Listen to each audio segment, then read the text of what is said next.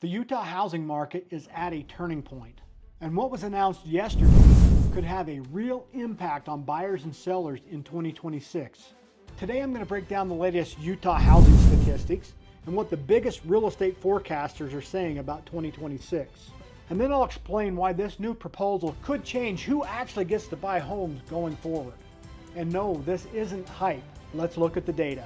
Hey everyone, it's Scott Walters of USA Realty, your Utah YouTubing realtor, talking all things what it's like to live, sleep, eat, work, and play here in Utah. If you're buying, selling, investing, or relocating, this update will help you make smarter decisions, not emotional ones. All my free buyer, seller, and relocation guides are linked below.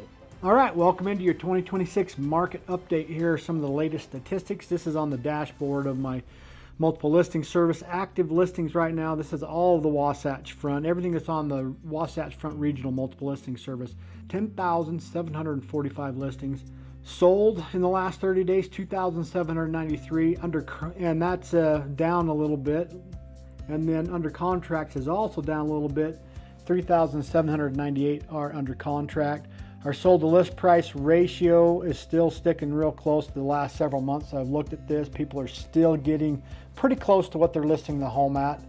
The price per square foot since 2024 has really held pretty steady, right around that $230 range per square foot to build. What this chart is showing is there's more supply than buyers to buy it. There's still a pretty good gap there, so I'm calling that a buyer's market.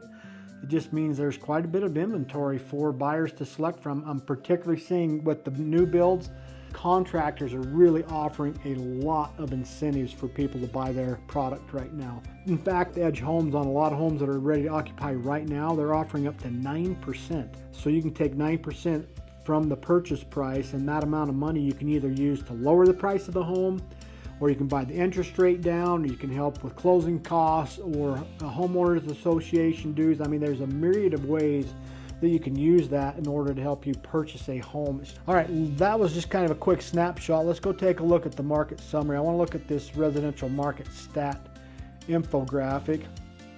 Again, that shows that our active listings are actually up 17.5%. Sold listings are also up 3.2%. That makes sense because there's more listings to sell.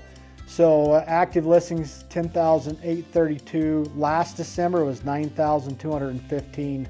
The sold listings 3,254. Last December 3,152. The median sale price per square foot is down just a little bit, 1.2%. So, like I was saying, it's been staying right around that 230 range. Well, the latest trend shows 229.65. That is down a tiny bit. Last December, it was at 232.48.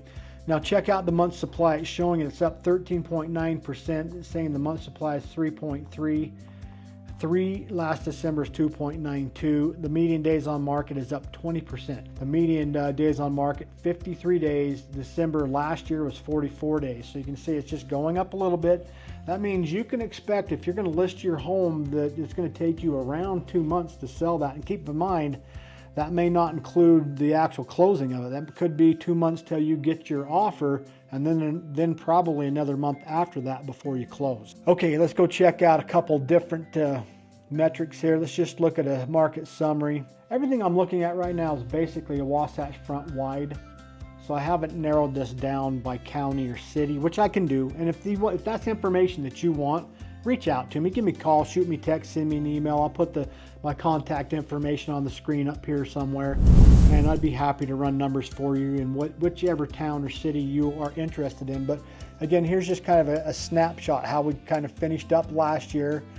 New listings for the last month, 2,875. So that brought our total active listings up to 10,832. There's your under contracts, 3,500. Sold listings, 3,200. Average days on market right here, showing all across the board, is 72 is the average day. This would be from the day that they list it to the day that it closes, that it finishes. So that's what I was telling you. It's going to take you 3 months plus. You can plan on that. So if you're wanting to buy in the spring and summer, now is the time for you to be listing. You shouldn't be waiting until spring or summer to sell. I mean, a lot of people want to put their home up in the summer and then make sure they get it sold so they can be moving into a new place by new school year in August. If you wait till June, you're probably too late. You need to be looking at putting that home on the market sometime in April.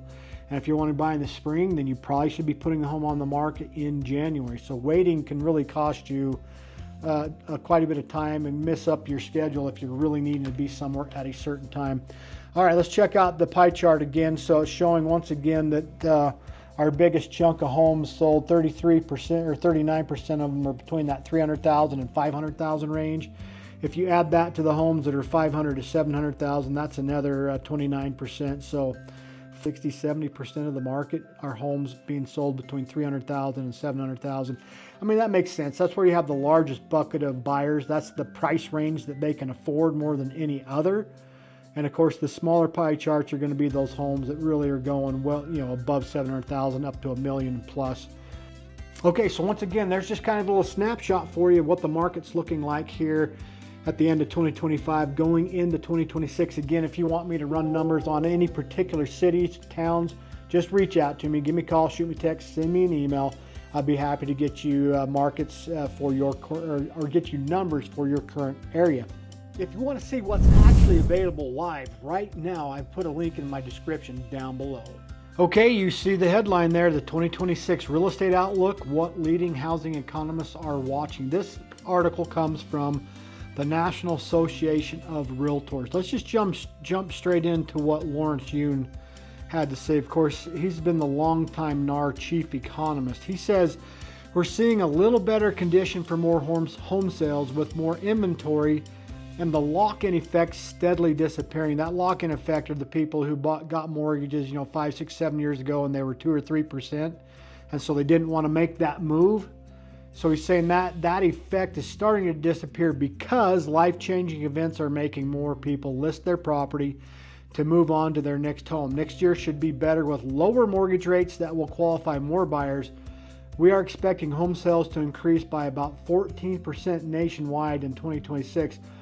And I'd heard in several different sources and areas that the last 2 years have been some of the lowest home sales numbers proportionally in decades. So, I mean, it's nice to hear that there should be some sort of rebound in 2026. Equity remains, but home prices are moderate. Home price growth will be minimal, roughly 2 to 3%, which is a pretty sustainable rate. So it says about the same as overall consumer price inflation. Generally, wage growth will be above that, so it's a year where people's incomes begins to rise a little faster than consumer price inflation. That'll be helpful. It says we want people to have more purchasing power. Home prices are in no danger of any major decline. That's good news because you hear a lot of people say it's going to crash and the home prices are going to go way down, but they're forecasting no danger of any major decline. And even a 3% gain will bring smiles to many homeowners. 3% of a $500,000 home is like 15 grand. So that means you get an equity of 15,000 in a year. That would be helpful. Okay, less pressure on buyers. Inventory levels are about 20% above 1 year ago. So there's more choices for consumers. That is so true. We're up pretty drastically where we were. Maybe you can see this. This was something that was put out by UtahRealEstate.com. But look, it's showing that there are 9,000 more active listings than in 2021. That's really good news for buyers. They've got more options. I'm really seeing this with the home builders. They've got quite a bit of inventory, and so they're really trying to compete for that buyer dollar. And they're also trying to make homes more affordable because they know that interest rates are higher and it's more difficult for buyers to afford a home. And so they're offering large incentives, buying the interest rate down because that makes the housing payment way more affordable. I've got one builder that I've been working with, Edge Homes. They're offering right now on current move-ins, if you can close by like February 15th, 9%. So we're talking you take 9% off of the purchase price. In some places, you're looking at over $60,000 that you can either reduce the price of the home, or you could do a combination, reduce the price of the home, buy your interest rate down, use it for closing costs. I do have my Edge Elite Access program. I'll put a little QR code up on the screen where you get an additional $2,000 off an Edge home above and beyond what the model home agent offers. And so that's only offered through me, Scott Walters, the best USA Realty. So go click on that if you want that extra $2,000 off of one of those Edge homes. You know what? Honestly, I can honor that for pretty much every other builder as well. I can offer a $2,000 discount if you are using me. Okay, let's go back to this on the less pressure on buyers. Inventory levels are about 20% above 1 year ago, so there are more choices for consumers. Consumers do not have to rush decisions the way they did before. There are more choices out there and less prevalence of multiple offers. I'm not really seeing multiple offers. It's been quite a few years since I've seen that multiple offers. In fact, I just showed, oh my goodness, probably 20 plus homes just this past week. And yeah, the buyers don't have to make a decision right now because those homes are sitting and they can come back and look at them and just choose the home that works best for them. This is some information from the National Association of Home Builders Chief Economist Robert Dietz. He's saying we're seeing some improvement in new home construction. One of the big helping factors is the ongoing easing from the Federal Reserve. New home sales versus resale pricing, an unexpected dynamic. The median resale home price right now is actually more expensive than the median price of a newly built home. That's only happened 2 or 3 times over the last few decades. The combination of builder incentives, including price cuts and the geography where new construction is occurring, has produced this odd situation where the typical resale home is more expensive than a newly built home. Let's go down here to a geographic switch to watch. One of the trends we're keeping a close eye on for 2026 is geography. We've seen new home markets slow down in previously hot markets like Texas and Florida. And interestingly enough, a lot of the buyers that are reaching out to me, those that are relocating to Utah, have almost all been from Texas. All right, housing affordability improves. This is by Danielle Hale, Realtor.com chief economist. The biggest trend we're most excited to see is an improvement in affordability.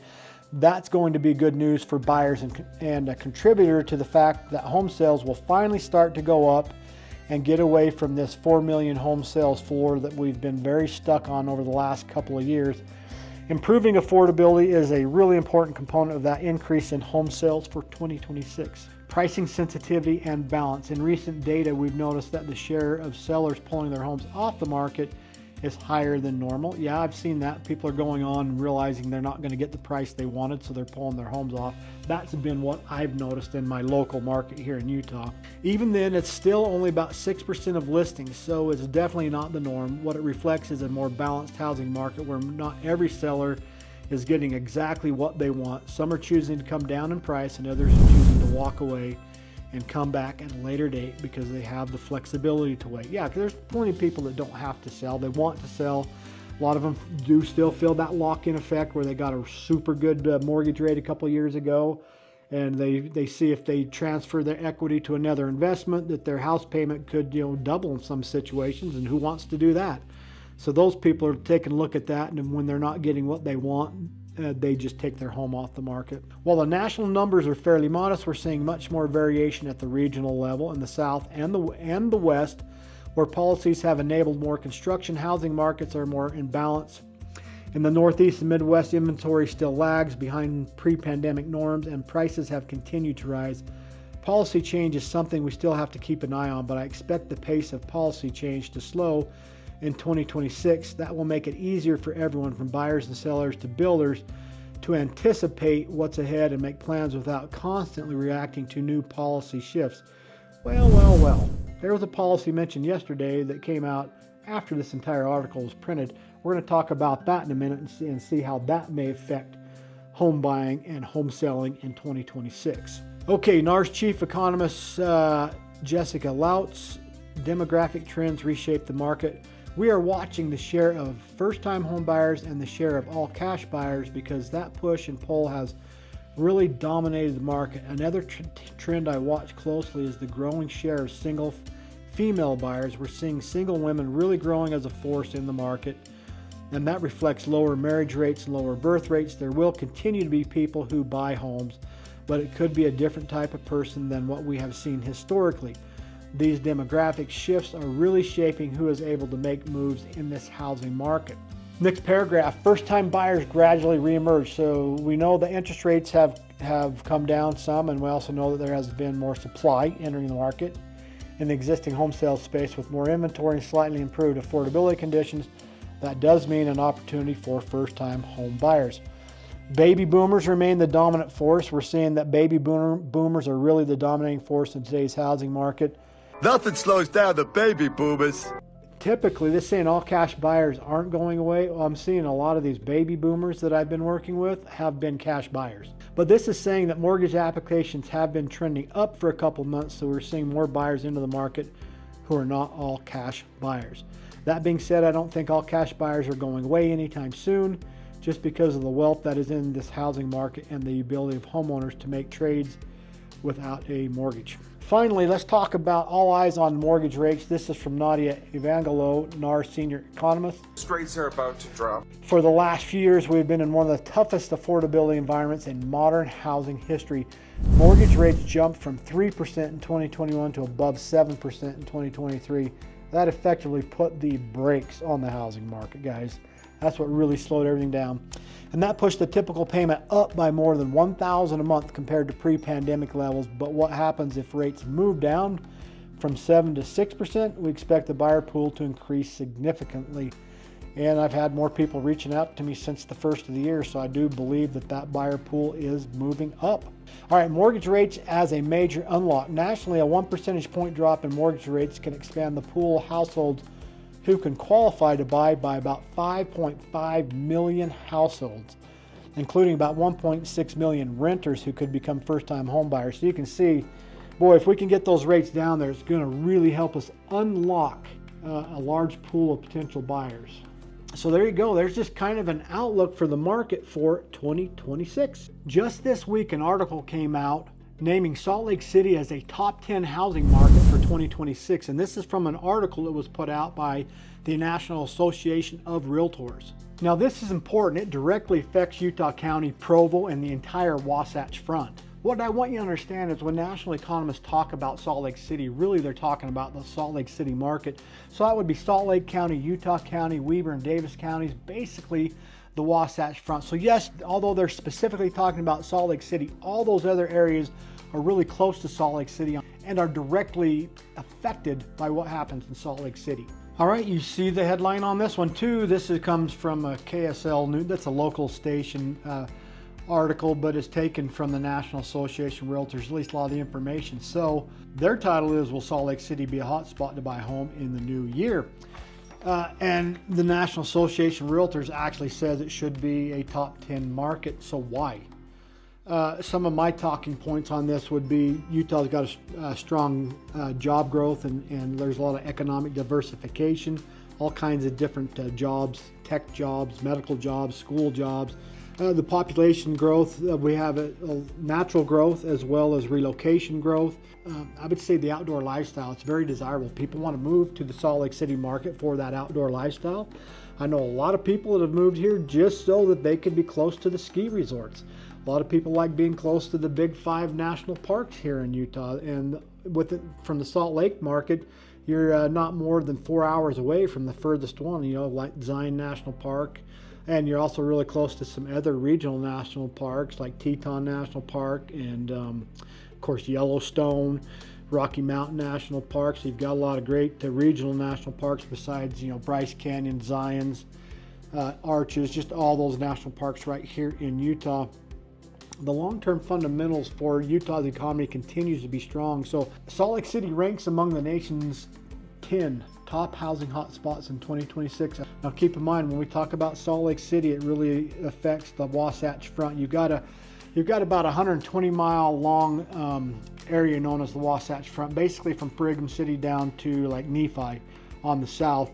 And then you've got this narrow strip of land, not much more than 20 miles wide in the widest spots, and even less than that, where the vast majority of Utah's population lives. That includes Salt Lake City, Ogden to the north, and Provo to the south. Those are the biggest cities in those areas. So when we talk about Salt Lake City, it really affects all of those areas because people move out to those areas and they commute into Salt Lake to work oftentimes. So in 2025, there was just a lot of maybe pent up both excitement and uncertainty. Utah Association of Realtors President-elect Aaron Drussel said, "We started off the year with higher interest rates than we'd seen in a while, rising above the 7% mark in January. The National Association of Realtors is predicting that the rate will go lower, averaging 6% in 2026. And locally, that could help nearly 25 additional Utah households qualify to buy a median-priced home that costs about $510,000. Okay, Utah is in a unique position to benefit, Drussel said. There's one thing that Utah has going for it. It's the really strong economy. Remember, I said I thought that was one of our things, is a strong economy. You have more people moving here than exiting the state, so there's always an influx of people who like being here. There's a family dynamic. It's magnetic, pulling people in, he said. Net migration accounted for 43% of Utah's population increase for the year that ended July 1st, 2025. What adds to the state's attractiveness as a place to live, Drussel said, is hosting a second Olympics, the 2034 Winter Games, as well as a multi-billion-dollar redevelopment of downtown Salt Lake City and the west side. Maybe I'll need to do a video on that at another point, but yeah, they're looking at redeveloping that whole area where the old the state fair park grounds are at. Salt Lake City's youthful demographics and improving inventory make it one of the biggest beneficiaries of lower rates in 2026. The report noted, citing the nearly 25,000 additional households that would qualify for a median-priced home if mortgage rates fall to a 6% as forecast. You don't have to wait for rates to fall to that 6%. A lot of the builders are offering enough incentives that you could buy the interest rate down even below 6%. I've got my Edge Elite Access program that gives you an additional $2,000 off if you buy a new Edge home through me. I'll put a little QR code up on the screen for that. Guys, don't wait. We can get you, a lot of times we can get the sellers to give enough seller incentives to help you buy that rate down so that a home can become more affordable to you.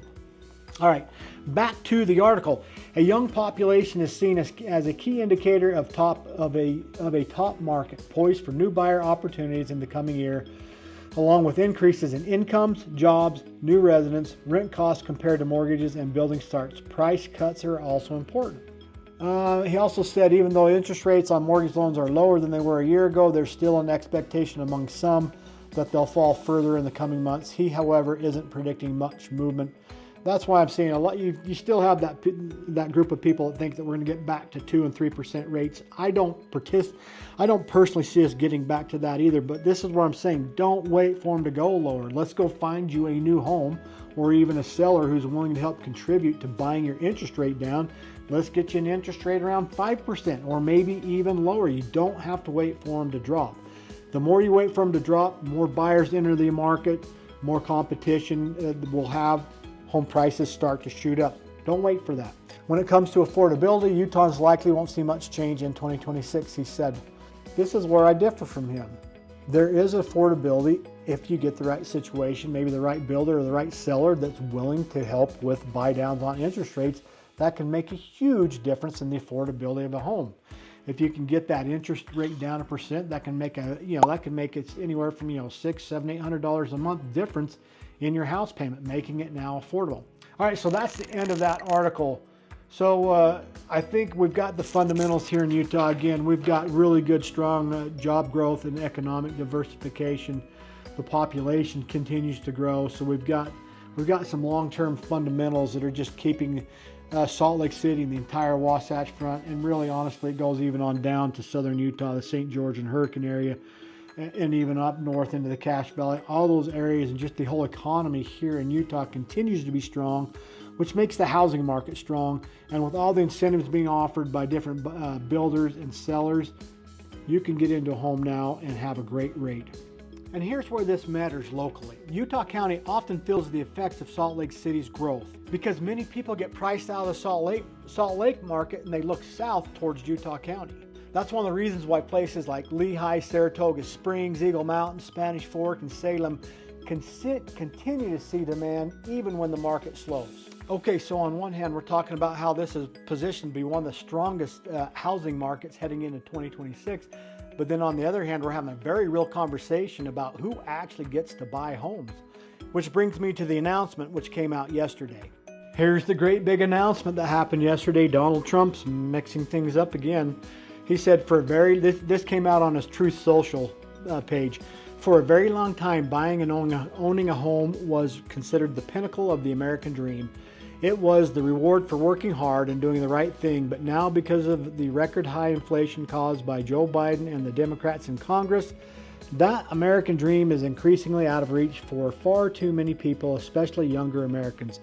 It is for that reason and much more that I'm immediately taking steps to ban large institutional investors from buying more single-family homes, and I will be calling on Congress to codify it. People live in homes, not corporations. Well, that was an interesting announcement to come out. Generally speaking, this is my personal opinion. I don't like lots of government intervention in the markets. I like to let them leave it alone and work things out.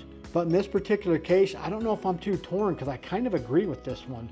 You know, I was in real estate back in the 08 recession when shortly after that, when all the institutional buyers began to come into the market and started just snatching up homes by the droves. The average buyer couldn't compete with it. You had these large firms with trillions of dollars coming in, paying cash for homes, buying them up. What seller wouldn't want to take that? I think that this could potentially level the playing field. Let's take a look at this article. This is by Nathaniel Meyerson from CNN. President Donald Trump said Wednesday that he intends to ban large institutional investors from buying additional single-family homes. I am immediately taking steps to ban large institutional investors from buying more single-family homes, and I will be calling on Congress to codify it or codify it, not sure how you pronounce that. People live in homes, not corporations, Trump wrote in a post on social media.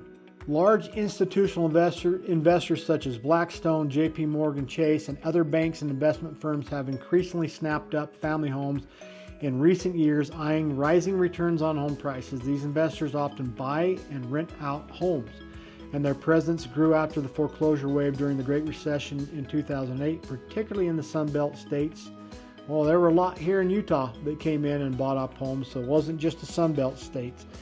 Shares of Blackstone fell by as much as 9% on Wednesday after the president's social media post. Trump said he plans to outline additional housing and affordability proposals in the coming weeks, noting, "I will discuss this topic, including further housing and affordability proposals and more at my speech in Davos in 2 weeks." We already know that he's already floated around the idea of 50-year mortgages, as well as being able to take your interest rate with you. I'm not sure how that works. I'm sure there'll be more on his proposals coming out. A lot of people are like, "Oh no, we can't do 50-year mortgages, that's too long." And well, my opinion on that is people aren't holding mortgages for 30 years. For the longest time, you know, after 5-6 years, they were moving on, getting new mortgages. I think that time frame's gone up a little bit because of the really great rates that people got during the pandemic, but we're starting to see that easing and people are starting to give up those rates to be able to move up. I don't see that 50-year mortgage would be that big of a deal. And honestly, I ran the numbers and it doesn't really lower the payment that much, a little bit. It might help some people. I don't know that it'll make a huge difference, but as far as worrying about people paying on a mortgage for 50 years, honestly, it feels like most people don't. It seems like when they pay the home off, they're paying it off because they sold the home and they're going to buy a new home. That's just my 2 cents on a 50-year mortgage. Between the start of 2020 and the third quarter of 2025, home prices climbed nearly 55% nationwide, according to a recent report from the National Association of Home Builders. Yeah, home prices just went up drastically. Now, this is interesting. No investor owned 1,000 or more single-family rental homes as of 2011, according to the Government Accountability Office. I didn't start seeing the big institutional investors coming in and snatching up homes until probably around 2012, 2013 time frame. But this says, however, by 2015, institutional investors collectively own up to 300,000 homes. Now, I got to tell you, probably 5-6 years ago, I got an order from what's called a broker price opinion company. Basically, it's like a miniature appraisal. It's not an appraisal because it's done by a real estate broker. We're not appraisers, but we can come up with a market value that's going to be fairly similar to a value that an appraiser might come up with, and it's cheaper. And so there was a large institutional investor that owned hundreds and hundreds of homes in the Salt Lake Valley, and they were trying to refinance their entire portfolio, and they gave me 100 of those broker price opinions to do that I had to get done in a week. I was doing those reports around the clock for a week to get those all done. But that was just, I think, I'm not sure exactly how many homes they had, but I think it had to be close to 1,000 because they were only willing to give me 100 of those. I knew if they gave me all 1,000, I wouldn't get it done. So anyway, pretty interesting to see how many homes institutional investors were able to snatch up after the housing crash of 2008. You can see why these investors wanted to buy these homes. They snatched them up for the 160s. Now they're worth $500,000-$600,000. I mean, they've had a huge return on their investment. Okay, let's get back to the article. So in Atlanta, Jacksonville, Florida, and Charlotte, North Carolina, large investors controlled more than 15% of the market for single-family homes as of 2022. Lawmakers on both sides of the aisle have proposed barring certain corporate investors from the home buying market, arguing that their practice of buying houses en masse has pushed up prices and made it harder for individual Americans to find homes. I actually agree with that. I feel like that really has happened. Again, how does the average homeowner compete with a big institutional investor? I don't think we're talking about the mom and pop investor, the guy that maybe owns 10 or 15 homes, or maybe just one or two.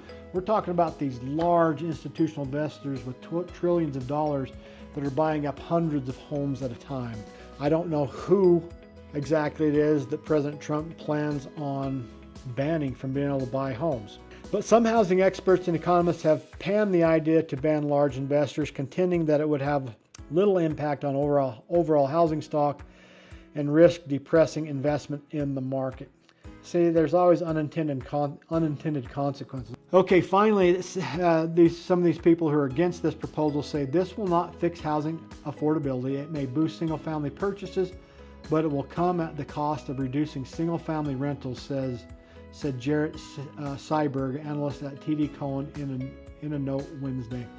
I don't know, guys. Just my personal opinion is I think it could be beneficial if large institutional investors are not allowed to own single-family homes. You know that before they came in the market and started gobbling up homes, it felt like homes were more affordable for the average person. So, interesting proposal and idea from President Trump. It could drastically affect who can buy and sell homes here in Utah for 2026. Between where the Utah market is today and what the 2026 forecasts are showing and this new proposal, we're clearly entering a different phase of the market. If you're trying to figure out when to buy or sell or how to position yourself in this changing market, download one of my free guides below or reach out directly. My contact information should be on the screen. And if you want to stay ahead of these shifts, make sure you subscribe to my channel where I break down these market statistics every single month. Again, guys, this is Scott Walters, Best USA Realty, your Utah YouTubing realtor, talking all things what it's like to live, sleep, eat, work, and play here in Utah. So make sure that you like, subscribe, and tap on the notification bell so you can stay up to date every time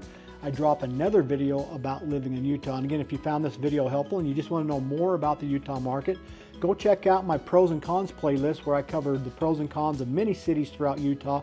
You can watch that by clicking on somewhere up here. And with that, we will see you on the next video.